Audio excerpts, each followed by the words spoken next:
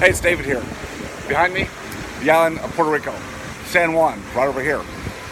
As many of you know, back on September 20th of 2017, Puerto Rico and many of the islands down in the Caribbean were hit and in many cases devastated by Maria. We're about 3.5 months after that disaster, and reportedly San Juan has only 50% of the power grid back up. In other words, 50% of the citizens here on this island still do not have power. Now you could say, well, that's a travesty. Well, why isn't the U.S. doing more? Well, why isn't? And those are all great questions. I could make this a very political video, but that's not my intention. I will say that in many ways, socialism, centralized government, which was really established by the United States when it took over this beautiful island back in 1898, has set up the fill forward of this beautiful island.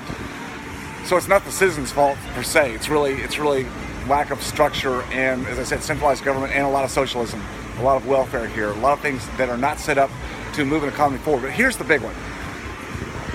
Our government, the federal government, the U.S., Congress, in their great wisdom, I'm being very facetious there, in their great wisdom, they set up a triple tax incentive for the government of Puerto Rico to borrow money that was below market. Because in the United States, if you invested in the bonds of the sovereign debt of Puerto Rico, that you got a state, local, and federal tax exemption. In other words, there was no tax to be paid, so it incentivized people to invest in bonds on Puerto Rico.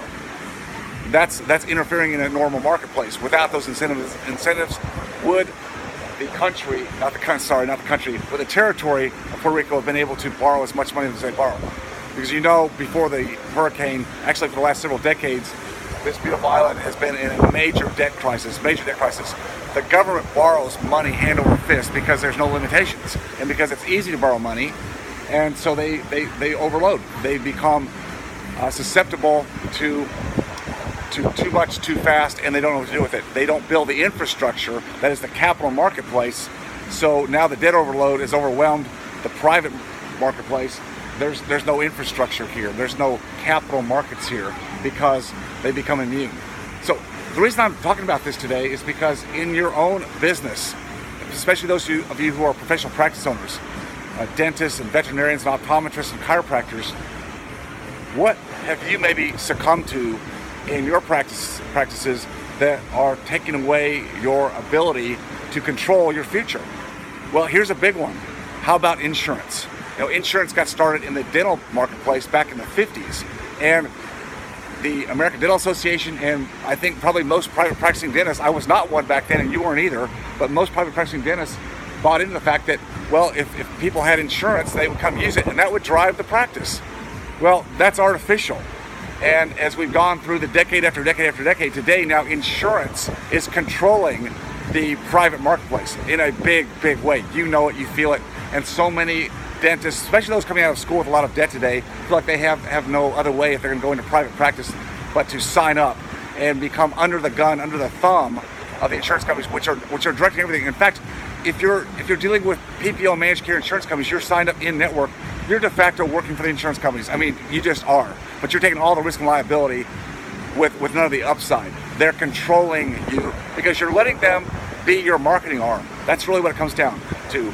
Is most dentists are too afraid, don't know how to market, don't want to learn how to market. They want to focus on what they do and do great clinical work. And I get that, but that's not going to drive your practice. That's not going to drive your future. If you're allowing the insurance companies to be your marketing arm to provide you patients in the door, then you succumb no different than what the governor of Puerto Rico has done over decade after decade, and look where they are today, in shambles. So I'm future pacing you. I'm letting you know that you may be surviving right now, but there's a short window because it's not going to get easier. The insurance companies are not going to let off on the pedal. They're going to keep pressing and pressing and pressing. So what are you going to do? So that's the bad news. The good news is very few of you and very listening to this and a whole lot less who don't even hear this message are going to do anything. That means you, if you want to do something, you can make a change, but you've got to be intentional about it. You can't talk about it. You can't go to courses about it. You've got to make the change, and you've got to start with the way you think. It's the way you think. If you haven't changed the way you think, then you're not going to transform anything. Changing the way you think is the key to making a difference in your life, in your business. Doing the same old thing or just trying to make linear growth is not going to make that happen. You've got to take quantum leaps. The only way I know how to do that is to be a part of groups that think differently. And that's not your typical dental industry conference. I'm sorry to say, you might get great clinical tips there, but learning to think differently, you've got to get outside the box. That's what I've done in my life. That's why I have freedom today to travel the world, do what I want to do, and impact more people in a more definitive way, because I think differently about what I do. I think differently about how I can 10x everything, not just grow bigger, but how I can 10x my freedom, my free time. If you want more of that, I'd suggest just follow me. David Phelps, Freedom Founders. Follow me. I do a lot of videos, a lot of blog posts, and I will gladly try to help you transform your life, but it starts with the way you think. Don't think like the governing body of Puerto Rico. You've got to be different. All right. Remember, always stay focused on your freedom. Over and out.